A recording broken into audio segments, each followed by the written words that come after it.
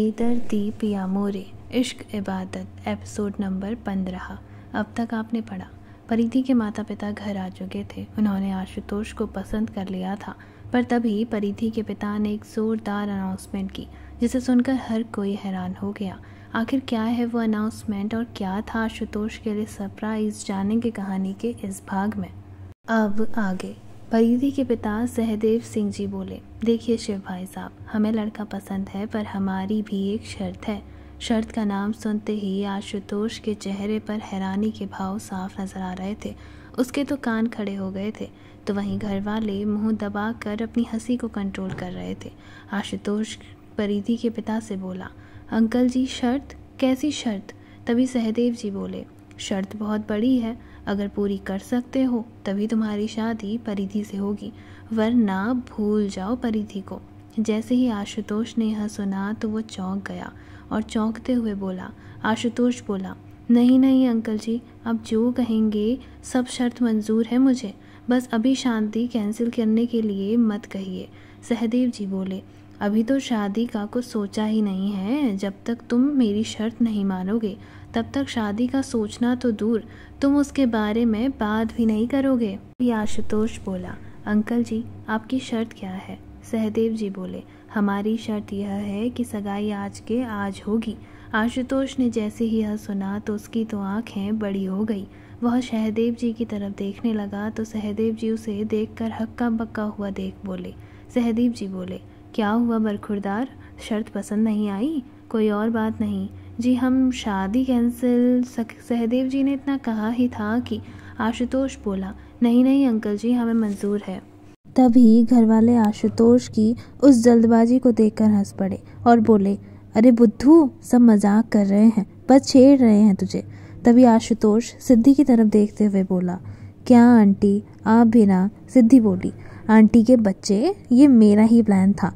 हाँ तो भाई साहब, सारी तैयारियां हैं, पंडित जी से बात भी कर ली है, थोड़ी देर में वो आने वाले हैं, उसके बाद बच्चों की सगाई कर देते हैं और फिर शादी का मुहूर्त भी। पर सगाई आशुतोष और परिधि के साथ साथ विशाल और समृद्धि की भी होगी। जैसे ही विशाल ने यह सुना वो तो खुशी के मारे फूले नहीं समा रहा था। विशाल बोला, मैं तैयार हूँ आंटी जी। तभी समृद्धि उसकी एक्साइटमेंट को देख रही थी, तो वहीं कियारा जो कि विशाल की गोद में थी, उसने जैसे ही यह सुना तो वो खुशी से ताली बजाने लगी और विशाल की तरफ देखकर बोली। कियारा बोली, मतलब पापा?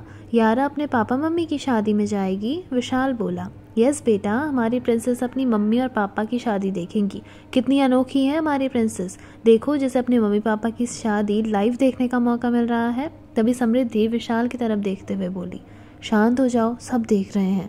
विशाल को यूँ एक्साइटेड हुआ देख घर वाले बहुत खुश थे। आखिर हो भी क्यों ना, इतने समय बाद जो घर में खुशियाँ आई थी। थोड़ी ही देर में पंडित जी आ गए। सगाई का मुहूर्त काफ़ी शुभ घड़ी पर था। पंडित जी ने अंगूठियों की पूजा की और भगवान की पूजा करी और उसके बाद परिधि और आशुतोष को अंगूठियाँ दी, जिसके बाद उन दोनों ने अंगूठियाँ एक दूसरे को पहनाई और फिर अंगूठी विशाल और समृद्धि को दी। उन दोनों ने भी एक दूसरे को अंगूठी पहनाई। दोनों की सगाई हो चुकी थी। दोनों जोड़े बहुत खुश थे, पर अभी भी एक काम करना ज़रूरी था। उससे पहले शादी की तारीख पक्की हो, ठीक 3 दिन बाद शादी का सबसे अच्छा मुहूर्त था। उसी मुहूर्त में जोड़ों की शादी कराने का फैसला लिया गया। दिन कम थे और काम ज़्यादा, इसलिए घर वालों ने सारे काम मिल बांट कर करे और जल्दी करने का डिसाइड किया। तभी विशाल घर वालों से बोला, पर अभी भी एक काम करना बाकी है, एक पब्लिकली अनाउंसमेंट। कल पार्टी में जो हुआ इतना तो पक्का है कि लोगों को बातें बनाने का मौका मिल चुका होगा। मैं नहीं चाहता कि हम 3 दिन और डिले करें। हम एक काम करते हैं, ये हम अनाउंसमेंट करवा देते हैं कि मैंने और समृद्धि ने पहले शादी कर ली, पर वो कोर्ट मैरिज थी, जिस कारण हम अपनी शादी को अच्छे तरीके से नहीं कर पाए, इसलिए हम दोबारा शादी कर रहे हैं। अगर किसी को एतराज़ ना हो तो ये आइडिया काम कर जाएगा। तभी शिव बोला, हाँ कोई दिक्कत नहीं है, जिस काम को करने से किसी की लाइफ में अच्छा हो वो काम कभी गलत नहीं हो सकता। विशाल ने इतना सुना तो उसके चेहरे पर मुस्कान आ गई। थोड़ी ही देर में सभी लोग प्रेस कॉन्फ्रेंस में के लिए निकल गए, जिसमें से विशाल, समृद्धि, कियारा के साथ साथ अंश और निधि भी गए थे। वह इसलिए क्योंकि घर पर छोटे बच्चों को भी देखना था। सिद्धि ने बच्चों को संभाला और निहारिका ने काशी के साथ मिलकर शॉपिंग का काम संभाला। अनाया ने घर में रहकर ज्वेलरी फाइनल करने का काम, तो वहीं शिव सार्थक जी रुद्राक्ष के साथ डेकोरेशन और होटल को संभालने का काम कर रहे थे। रुद्र ने साथ सजावट का काम संभाल लिया था कि जहां उसकी ज़रूरत पड़ेगी वह वहां हाजिर हो जाएगा। घर वाले सभी काम को बखूबी और बहुत अच्छे तरीके से निभाने की सोच रहे थे। परिधि काशी और निहारिका के साथ शॉपिंग में बिजी थी। वहीं परिधि की मम्मी सुप्रिया जी इन सब में परिधि और काशी लोगों की मदद कर रही थी और परिधि के पिताजी सहदेव जी भी शिव के साथ काम में लगे हुए थे। अनाया का 8वां महीना चल रहा था, जिस कारण उसे ज़्यादा चलना फिरना मना किया गया था, इसलिए वह घर पर ही बैठकर अपनी खुद की डिज़ाइन की हुई सारी ज्वेलरी चेक कर रही थी। अनाया के द्वारा डिज़ाइन की हुई सारी ज्वेलरी दोनों ब्राइड्स पहनने वाली थी। अनाया की ज्वेलरी काफ़ी फेमस थी, जिस कारण घर वालों को ज्वेलरी डिसाइड करने में कोई दिक्कत नहीं हुई। उसने हर किसी की ड्रेस से मैचिंग और स्किन टोन से मैचिंग ज्वेलरी सबको प्रेफर की। सब लोग इस शादी से और इन सारी तैयारियों से बहुत खुश थे। तो वहीं विशाल ने प्रेस कॉन्फ्रेंस में अपनी और समृद्धि के बारे में पूरी दुनिया को बता दिया कि वह और समृद्धि एक पर्सनल रीज़न की वजह से एक दूसरे से इतने दूर थे और जिस कारण पब्लिकली दुनिया के सामने वो बता नहीं पाए कि वो दोनों एक मैरिड कपल हैं और उनकी बेटी कियारा उनके ही प्यार की निशानी है। लोगों को जैसे ही ये न्यूज़ पता चली तो सबको बहुत बड़ा धक्का लगा। किसी को नहीं यकीन था कि कियारा इतने बड़े बिजनेसमैन की बेटी होगी। जो लोग कियारा को गलत बोलते थे उन लोगों के मुंह पर तो ये एक करारा तमाचा था। वहीं समृद्धि आज बहुत खुश थी। अपनी बेटी को समाज की नज़रों में उसे वह इज्जत दी गई जिसके लिए शायद वो इतने सालों से तड़प रही थी, चाहे माता पिता कैसे भी क्यों ना हो। पर सवाल बच्चों पर उठते ही समृद्धि यही सोच रही थी कि उसकी आंखों में नमी सी आ गई। थोड़ी देर में प्रेस कॉन्फ्रेंस समाप्त हुई तो उसके बाद सभी लोग वहां से सीधे मॉल की तरफ चले गए, जहां काशी, निहारिका, परिधि और उसकी मम्मी के साथ पहले से ही मौजूद थी। निधि जी ने शॉपिंग कराई और उसके बाद सभी लोग घर की तरफ आ गए। विशाल और आशुतोष के लिए भी एक ग्रूम ड्रेस ली गई और उसी के मैचिंग ब्राइड ड्रेस परिधि और समृद्धि के लिए भी ली गई। शादी का दिन नज़दीक आ चुका था। शादी राजस्थान के सबसे बड़े पैलेस में होने वाली थी। ये पैलेस शिव और सिद्धि का था। शिव और सिद्धि ने समृद्धि का कन्यादान करने का फैसला लिया था। शिव की कोई बेटी नहीं थी, जिस कारण शिव ने समृद्धि को बेटी के रूप में विदा करने का फैसला किया, जिस कारण विशाल, समृद्धि, आशुतोष और परिधि की शादी राजस्थान से ही होनी तय कर दी गई थी। सर्वप्रथम पूजनीय गणेश जी की आराधना कर गणेश पूजा की गई। शादी की पहली रस्म जिसमें गणेश जी को आमंत्रित किया जाता है कि हे प्रभु, आप हमारे घर इस मंगल कार्य में आकर सभी विघ्नों को दूर करें। गणेश जी को आमंत्रित करने के बाद सभी भगवानों को बुलाया जाता है। थोड़ी देर पूजा होती है और उसके बाद शुरू होता है हल्दी का कार्यक्रम। हल्दी के लिए 4 अलग अलग बैठने के स्थान बनाए गए थे, क्योंकि हल्दी में दूल्हा दुल्हन एक दूसरे को नहीं देखते, जिस कारण एक छोटा सा पर्दा आशुतोष, परिधि और विशाल, समृद्धि के बीच लगाया हुआ था। हल्दी का कार्यक्रम शुरू हुआ। सबसे पहले विशाल और आशुतोष को हल्दी लगी। विशाल को निधि ने हल्दी लगाई और उसके बाद आशुतोष को सिद्धि ने। फिर सब ने एक एक करके दोनों जोड़ों को हल्दी लगाना शुरू किया। पर हल्दी है और बिना डांस के अधूरी हो, ऐसा तो हो ही नहीं सकता। आखिर इतनी ग्रैंड वेडिंग जो होने वाली थी, इसलिए डांस करना तो बनता था। शादी की तैयारियों में सब लगे हुए थे। हल्दी लग चुकी थी और साथ ही में डीजे रॉक हो चुका था। रुद्राक्ष अनाया के साथ मस्ती कर रहा था। अनाया का भी बहुत मन था डांस करने का, लेकिन प्रेगनेंसी के कारण वो ज़्यादा डांस नहीं कर पा रही थी। अनाया सिद्धि के साथ बैठे बैठे पूरे फंक्शन को एंजॉय कर रही थी, तो वहीं रुद्राक्ष ने गले में ढोल डाले पूरे फंक्शन में 4 चांद लगा दिए। डीजे बंद कराया गया और उसके बाद शुरू हुआ ढोल के साथ नाचना गाना। क्योंकि परिधि पंजाबी फैमिली से बिलोंग करती थी और तो पंजाबी फैमिली में ढोल ना हो ऐसा तो हो ही नहीं सकता। जम के ढोल बजे, जम के भांगड़ा हुआ और उसके बाद परिधि की फैमिली की काफ़ी रिलेटिव्स ने ताबड़तोड़ डांस करके शादी में जो 4 चांद लगाए उसका क्या ही कहना। वहीं चोरी चोरी चुपके चुपके आंखों ही आंखों में परिधि कभी आशुतोष का दीदार करती तो कभी आशुतोष परिधि का। यही हाल समृद्धि का भी था, जो विशाल को चुपके चुपके देख रही थी। थोड़ी देर बाद काशी ने दुल्हा दुल्हन को डांस करने के लिए बुलाया और उसके बाद शुरू हुआ दुल्हा दुल्हन का डांस। सभी लोग डांस कर रहे थे तो वहीं विशाल ने अचानक समृद्धि की कमर पर हाथ लगाया, जिससे समृद्धि चौंक सी गई। समृद्धि ने अपने आसपास देखा तो समृद्धि के पीछे विशाल ने समृद्धि को पकड़ा था। विशाल समृद्धि को सबकी नज़रों से बचाते हुए एक पिलर के पीछे गया और उसके बाद अपने गालों पर लगी हुई हल्दी को समृद्धि के गालों से रब करते हुए बोला। विशाल बोला, हल्दी मुबारक हो जाने मन। वहीं समृद्धि ने जैसे ही ये सुना तो उसका चेहरा शर्म से लाल हो गया, आंखें झुक गई और उसके बाद लाल चेहरे को देख विशाल के चेहरे पर मुस्कान आ गई। विशाल समृद्धि से बोला, चलो किसी ने देख लिया तो मुझे तुमसे दूर कर देंगे, अभी तो मेहंदी में भी रंग जमाना है। इतना कहकर विशाल वापस समृद्धि को वहीं ले गया जहां सब लोग डांस कर रहे थे। वहीं परिधि जो कि डांस करते करते थक गई और पानी पीने के लिए साइड में गई कि तभी किसी ने परिधि का हाथ अचानक खींचा। परिधि चिल्लाती उससे पहले ही किसी के सख्त हाथ परिधि के होंठों से लग गए। परिधि ने सामने देखा तो सामने आशुतोष खड़ा था। आशुतोष बोला, क्या कर रही हो, चिल्लाओ मत, मैं हूँ। परिधि बोली, मैं डर गई थी कि अचानक किसने खींचा ऐसे। आशुतोष बोला, मेरे अलावा हो भी कौन सकता है। परिधि बोली, पर तुम यहाँ क्या कर रहे हो, तुम्हें पता है ना आंटी ने मना किया है कि शादी से पहले एक दूसरे से मिलने से। तभी आशुतोष बोला, अरे छोड़ो, सब बोलते हैं और जितने अंकल रोमांटिक हैं मुझे तो नहीं लगता आंटी भी अपनी शादी में चुपके चुपके रही होंगी, वो भी ऐसे ही चोरी चोरी मिले ज़रूर होंगे, अब तुम इधर आओ।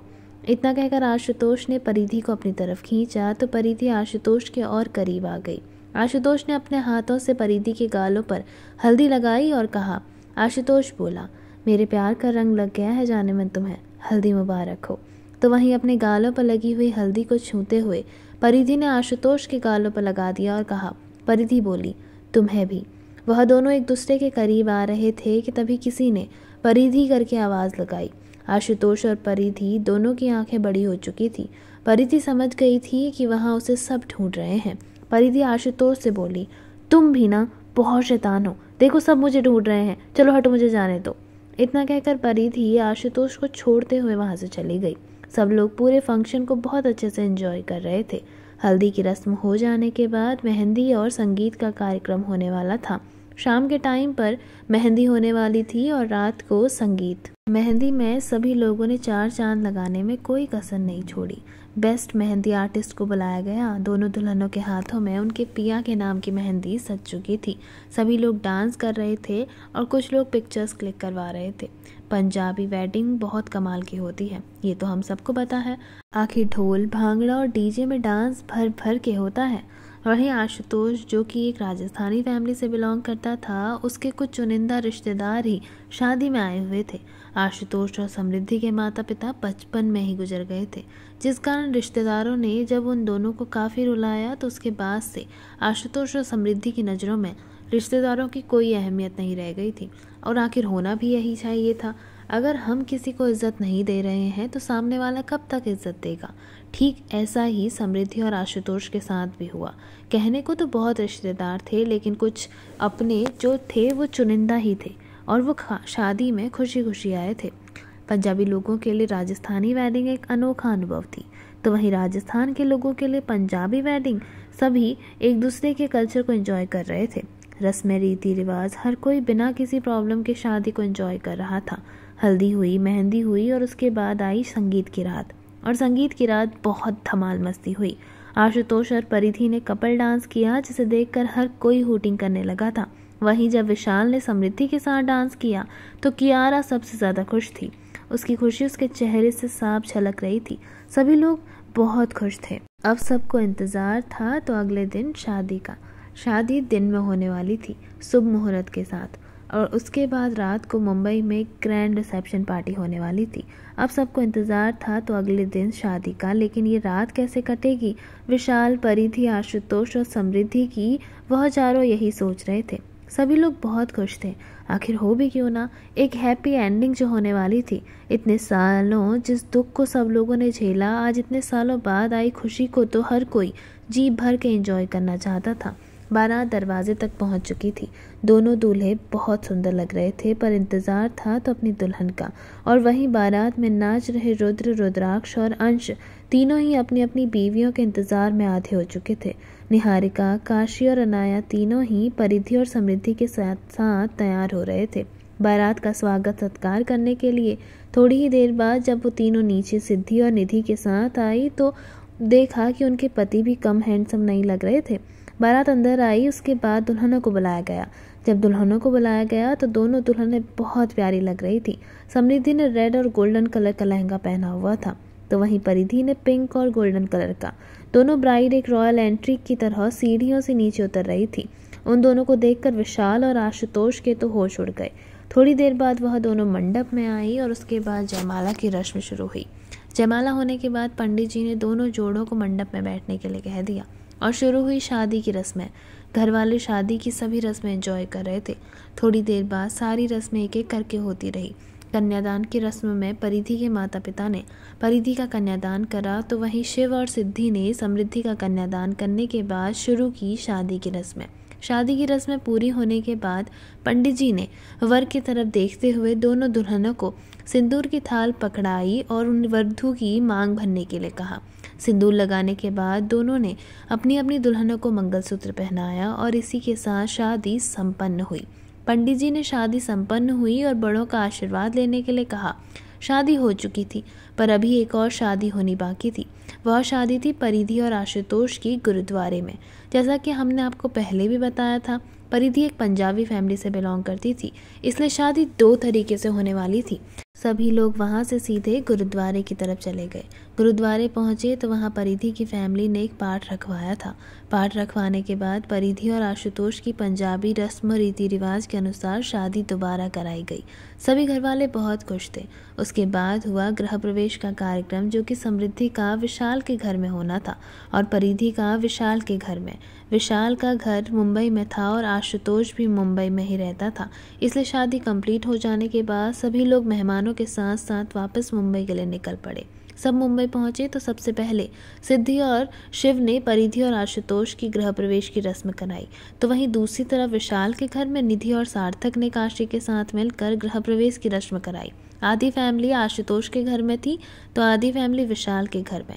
हालांकि इन दोनों का घर आमने सामने था, क्योंकि विशाल ने समृद्धि के लिए आशुतोष के सामने वाला घर ही खरीदा था, जिस कारण कभी भी समृद्धि को कोई दिक्कत ना हो। वैसे भी वो कुछ ही टाइम के लिए इंडिया रहने वाले थे, पर फिर भी इंडिया में अपना एक घर जो कि समृद्धि के मायके के पास ही हो, ये ज़रूरी था। इसलिए विशाल ने कुछ दिन पहले ही वो घर खरीद लिया था। आमने सामने होने के कारण सारी रस्में जल्दी से जल्दी हो गई। अब सबको इंतज़ार था तो शाम की रिसेप्शन पार्टी का। थोड़ी देर बाद सभी लोगों ने आराम किया और सभी लोग रात की तैयारियों में व्यस्त हो गए। वहीं परिधि को थोड़ा आराम करने के लिए कह दिया गया था, पर आशुतोष अभी भी पार्टी की तैयारियों के लिए विशाल के साथ लग गया था। सभी महिलाएं इस समय विशाल के घर में आ चुकी थी। परिधि भी इस समय समृद्धि के साथ ही समृद्धि के घर पर थी। सभी महिलाओं ने थोड़ी देर आराम किया और उसके बाद सभी पार्टी की तैयारी के लिए तैयार होने लगे। हालांकि आराम तो क्या ही होता उन चंद घंटों में, पर एक पावर नैप जरूर मिल गई थी, जो शायद सबको इसकी बेहद ज़रूरत थी। धीरे धीरे समय बीतता चला गया।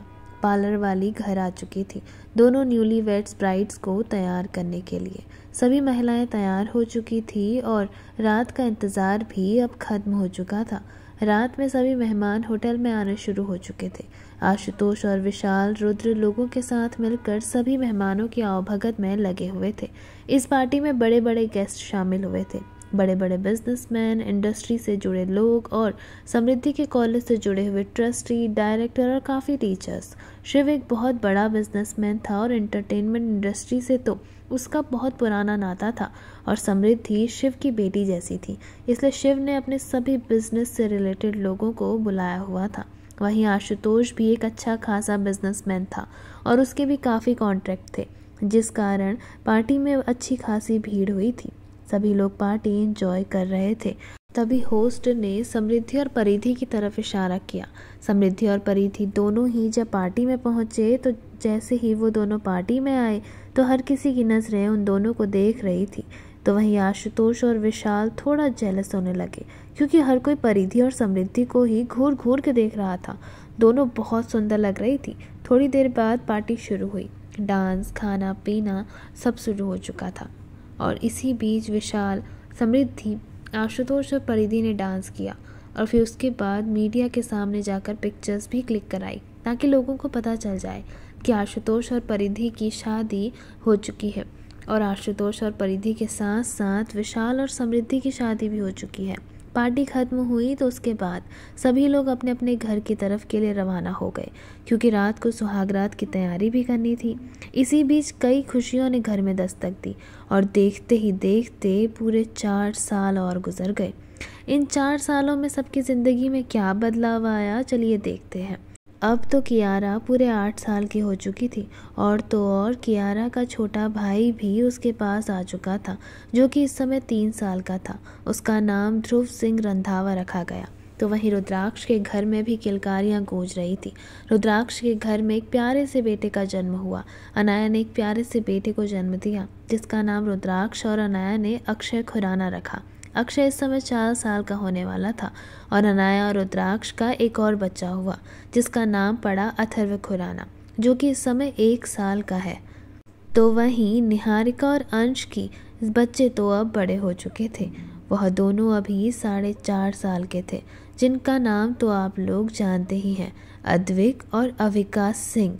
यह दोनों ही निहारिका के क्यूट से ट्विंस बच्चे थे। और काशी और रुद्र का बेटा पूरे 6 साल का हो चुका था, जिसका नाम रुद्रांश प्रताप सिंह है। इसी बीच रुद्र और काशी के घर एक और खुशी आई।